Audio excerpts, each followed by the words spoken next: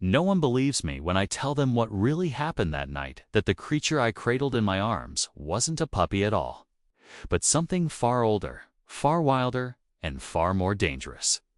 But the truth began on a rain-soaked road under a flickering streetlight, when I stopped my car and changed both of our destinies forever. I share new stories here every day, and I would really appreciate it if you hit subscribe and liked my video. Now, let's jump back into my story. I'm sure you love it if you keep listening till the end. Let me take you back to that moment.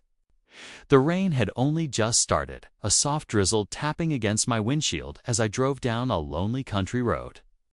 My name was Ethan Hale, and I was exhausted from another long shift at work, desperate to get home. The road was empty, the world half asleep, and shadows stretched across the pavement like dark, reaching hands. But then right where the rainwater pooled along the roadside, I saw something move. At first, I thought it was just debris blown in from the storm. But as my headlights swept over it, the shape lifted its tiny head. Two enormous glossy eyes reflected the light back at me. My heart clenched. Without thinking twice, I pulled the car over, stepped into the cold rain, and crouched beside the little creature. It was no bigger than my palm. Jet black fur clung to its fragile body. Its ears looked too large for its head, and it trembled as if the night itself terrified it. "Easy, little one," I whispered. It let out a faint squeak sound, too gentle to belong to anything dangerous. Its tiny claws hooked around my finger, clinging to me like I was the only thing keeping it alive. I scooped it into my arms and rushed it back into the truck. My old flannel shirt became its blanket. It curled against my chest, shivering, desperate for warmth. In that moment, I felt something shift inside me. This wasn't just a rescue. It was a promise. On the drive home, though, that promise started to feel heavier. The creature didn't behave like any puppy I'd ever known. Its eyes were too aware, its movements too precise. Even exhausted, it watched me, studied me with an unsettling intelligence. I shook off the thought. It was late. I was tired. The poor baby was cold and alone. That was all at home. I made it a small bed from a shoebox lined with a sweatshirt. When I tried to walk away, it squeaked in protest and scrambled toward me. Against my better judgment, I let it curl on my pillow. I stayed awake for hours, listening to its tiny breaths. By morning, I had given the little creature a name: Nix. Dark, mysterious, fragile. It seemed fitting. Over the next few days, Nix settled into the house, but something about her roar, it always felt different. She didn't bark. She didn't whine. Instead, she made soft, chirping sounds that echoed strangely in the room. Her eyes glowed faintly in low light. And when she moved, it was silent, fluid, almost predatory. Friends reacted strangely, too. "That's the weirdest puppy I've ever seen," one said. "Are you sure that's a dog?" Another joked. I laughed them off. They didn't understand her like I did. Nix trusted me, needed me, but at night, when the house was dark and still, I would wake up to find her perched somewhere above Miana's dresser, on the headboard, watching me with those unblinking eyes. Part of me was comforted. Part of me was terrified, and little did I know, the truth was about to come crashing down harder than any storm that night. The more time I spent with Nix, the harder it became to dismiss how unusual she truly was. At first, I told myself her quirks were simply because she was young, maybe even traumatized from whatever had happened before. I found her. But as days turned into weeks, the strange behaviors didn't fade. They sharpened. Nix never barked, not once. No yips, no whining, no excited puppy sounds. Instead, she communicated with those soft chirps, tiny trills that seemed too deliberate, too controlled, like she was choosing them. And every time she chirped, she would lock eyes with me as if checking my reaction, almost studying me. Then there were her movements. Puppies stumble. They wobble. They flop onto their sides. Nix. She moved like shadow, made flesh precise, silent, fluid. I once watched her leap onto the back of my couch in a single, effortless motion. Her tail twitched rhythmically, and her claws clicked softly against the wood. More like a hunting cat than a dog. My neighbor, Emma, stopped by one evening with a bag of cookies. Her eyes landed on Nix. She went completely still. "That doesn't look like a puppy," she murmured, stepping back instinctively. "Ethan, what is that?" I forced a laugh. "Just a rescue. She's unique." Emma didn't smile back. She kept staring at Nix as if the creature might leap at her face any second. When she finally left, she whispered under her breath, "Be careful." I told myself she was overreacting, but things only got stranger. Nix refused dog food. She barely touched cooked chicken. But raw meat? She devoured it with shocking eagerness, chirping in a rhythmic pattern that almost sounded like purring. And when I once tried to take away a piece that had fallen onto the floor, she hissed a low, guttural sound that did not come from anything domesticated. One night, I jolted awake at 2 a.m. Why? Because something was watching me? Nix sat perfectly still on the dresser, her eyes glowing faintly in the darkness, two orbs of black glass that caught the moonlight. She didn't blink, didn't twitch, didn't make a sound. She just watched Nix. I whispered. Her head turned with a slow, unnatural precision. She chirped one soft but echoing strangely across the room, a sound that made my skin prickle. Was I afraid? Yes. And no. There was something unsettling about her. Something that felt beyond puppyhood, beyond any animal I had ever seen. But at the same time, I felt protective. She had clung to me that rainy night. She trusted me. She slept curled against my chest. She greeted me when I returned home with the same chirping pattern each day. I convinced myself everything was fine.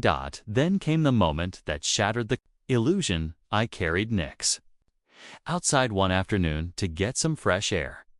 My neighbor's German shepherd, Thor, barked from behind the fence the moment he saw her. Nix stiffened not with fear, but with something primal. Her tiny body trembled, her pupils expanded.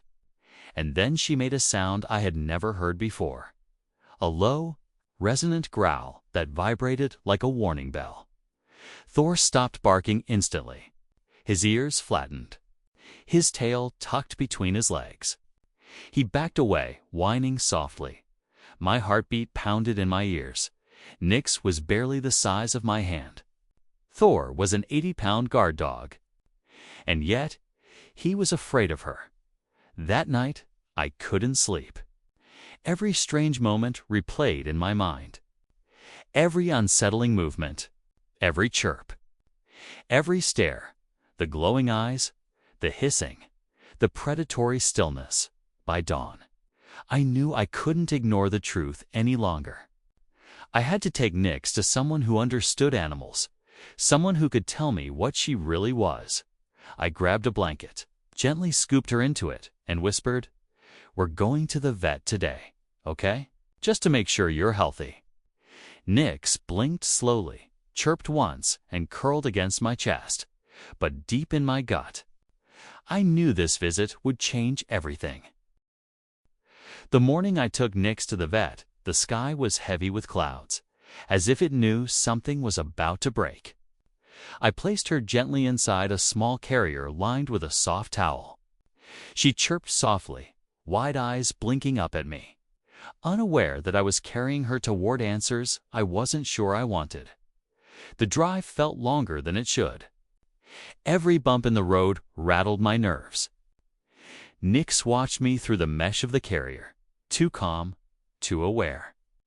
For a supposed puppy, she barely made a sound by the time I pulled into the veterinary clinic's parking lot. My palms were damp with sweat. Inside, the waiting room buzzed with noise dogs barking, cats yowling, owners chatting anxiously. But the moment I took a seat in the corner, everything around me felt distant. All I could focus on was the strange, fragile creature tucked inside the carrier. A little boy tugged on his mother's sleeve, pointing. "Mom, look. That puppy's eyes are huge." His mother smiled politely, but frowned when she glanced inside. I felt heat rise to my face. I hugged the carrier closer. When the nurse finally called my name, I nearly jumped out of my seat. "Right this way, Mr. Hale." The examination room was small, quiet, and cold. The bright lights hummed overhead. I set the carrier on the table and waited. My heart thudded against my ribs. Moments later, Dr. Rowan Mercer, a seasoned veterinarian with warm eyes and a calm demeanor, stepped inside. "So, what do we have here today?" he asked with a polite smile. I lifted Nix from the carrier and placed her gently onto the steel table. She settled into a little crouched position, eyes darting around, ears twitching. I found her on the roadside," I explained. "In the rain? I thought she was a puppy." Dr. Mercer hummed thoughtfully, leaning closer. "Let's take a look." He examined her head, her paws, her claws. He checked her ears, teeth, tail. With each passing second, I watched his face shift from curiosity to concern, and then to something colder. Something like dread. My stomach twisted. "Doctor," my voice cracked. "Is something wrong?" He didn't answer immediately. Instead, he stepped back and studied her from a distance. Then Nix chirped. The sound bounced off the sterile walls. Strange and echoing, Dr. Mercer froze. His pen slipped from his fingers and clattered onto the floor when he looked at me. His face had gone pale. "You said you thought this was a puppy." "Yes," I whispered. "Isn't she?" Very slowly, he shook his head. "No, Ethan. This is not a puppy. Not even close." A chill crawled up my spine. "What do you mean?" The words barely left my throat. The doctor approached again, but this time with caution, as if touching her wrong might be dangerous. He pointed at her sharp claws, at the shape of her skull, at the way her pupils narrowed unnaturally under the light. "These features aren't canine. Puppies don't have claws like these. Their eyes don't glow. Their movements don't mimic predators at this age." My pulse hammered. "So what is she?" His answer came like a blow. "She's a cub. A wild species. Potentially. A predator." I stared at Nix in disbelief. She blinked up at me with innocent, glassy eyes that now seemed far less harmless than before. "A predator." I echoed. Dr. Mercer nodded grimly. "And not a local one. This animal didn't come from the surrounding woods. I've only seen something like this once before." He swallowed hard. "Confiscated from wildlife traffickers." The air left my lungs. Traffickers. Exotic animals. Illegal trade. The words spun in my head like a storm. "Ethan," the doctor continued, voice low and tense, "I need to know exactly where you found her. Everything. Because if this cub is here, there may be others. And if its mother is out there," he didn't finish the sentence. He didn't have to. My hands trembled as I reached for Nix. All this time, had I been living with something dangerous? Something wild? Something hunted? One thing was clear. My life had just crossed a line I couldn't step back over. Asterisk. When I left the clinic with Nix in the carrier beside me, the world felt heavier, quieter in a way that made every sound echo. Dr. Mercer's words, replayed relentlessly. Not a puppy. Wild predator. Possibly trafficked. I tried to steady my breathing, but it felt like the truth had wrapped a fist around my ribs. Nix chirped softly. A tiny, trusting sound. How could something so small be dangerous? But deep inside, fear gnawed at me. I drove home in silence, my knuckles white on the steering wheel. And for a brief moment, I considered keeping the truth to myself. pretending nothing was wrong. Pretending Nix was exactly what I believed she was. Helpless creature who needed me. But fate had other plans. The next morning, the trouble began.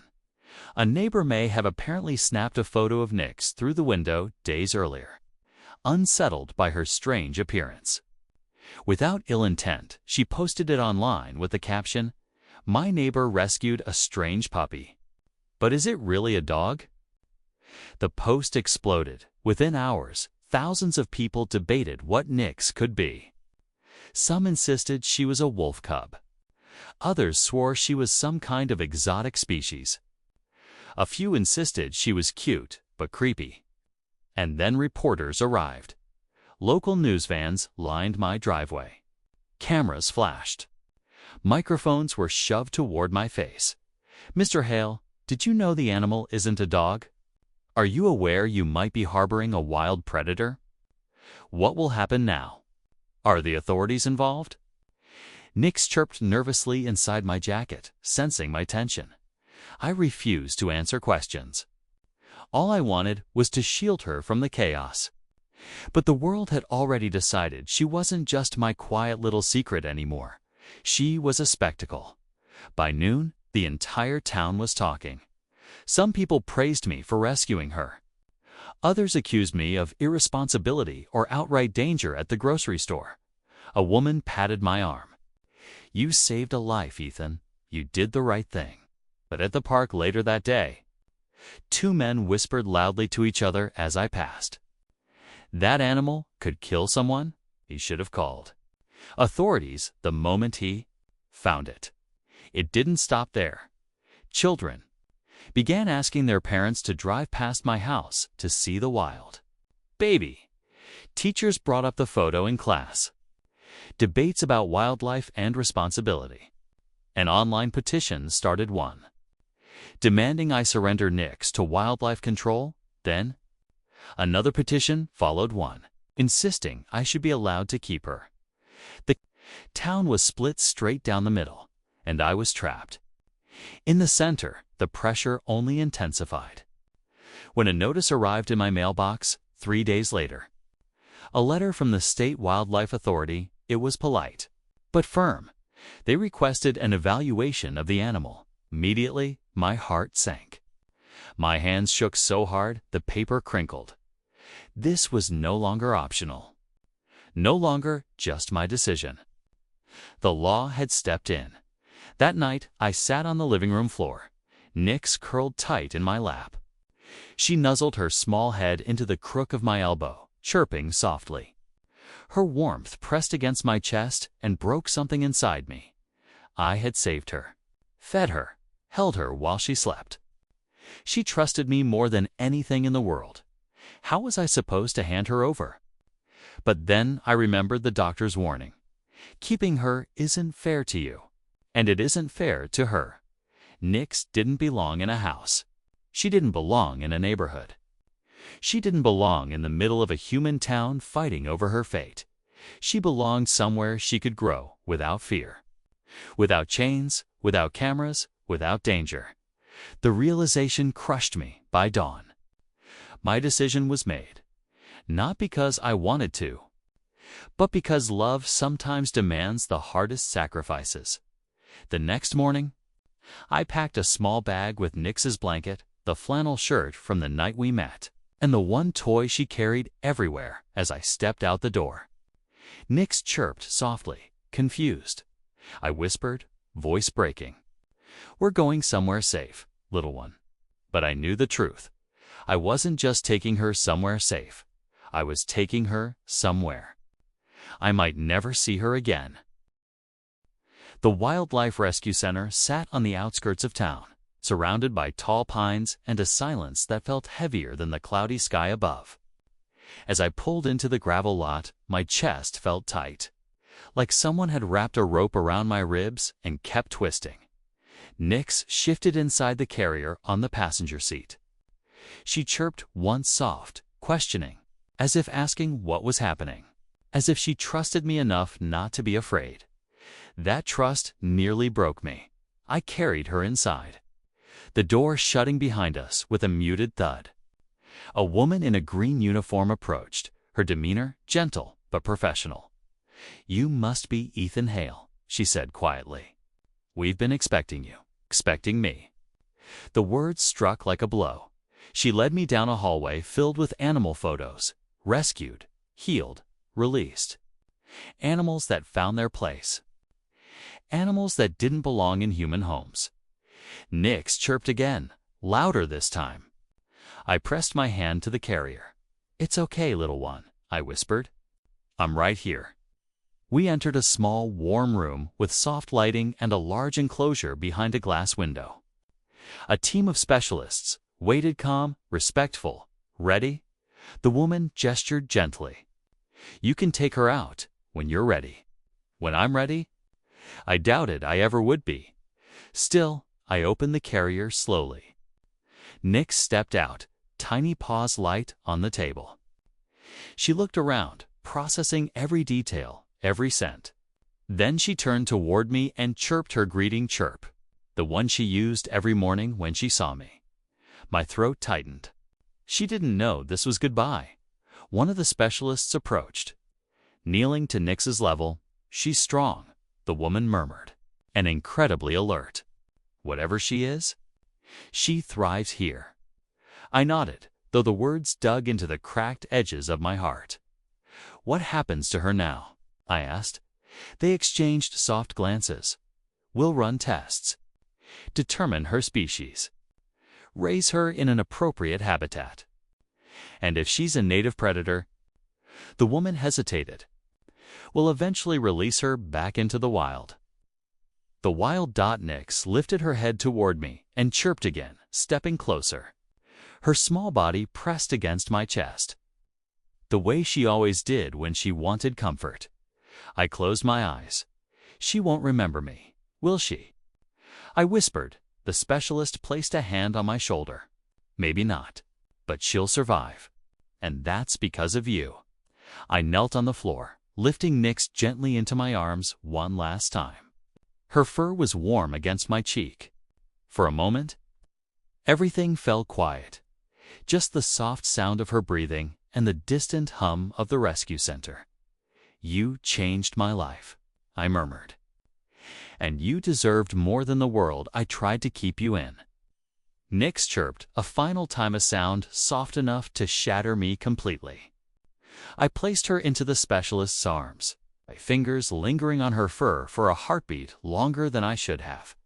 When they carried her through the door into the enclosure, she looked back once. Just once. Then she disappeared around the corner. The door clicked shut, and something inside me cracked open. I stayed in the room long after the specialists had gone. My hands shook. My chest felt empty. But beneath the grief, a quiet peace settled. I had done the right thing. Not the easy thing. The right thing? Outside, the sky had begun to clear. A thin beam of sunlight spilled across the gravel lot as I walked to my truck, each step heavier than the last. When I finally sat behind the wheel, I whispered the words I hadn't been able to say before. "Thank you for letting me be part of your story." As I started the engine, I glanced one last time at the rescue center. Somewhere inside, a tiny creature was beginning her real life wild, free, and unburdened by the world of humans. And as I drove away, I realized something. Nix had come into my life by accident. But losing her? That was how I found myself again. Stay connected with EverLoyal Dog Tales for more heart-touching stories.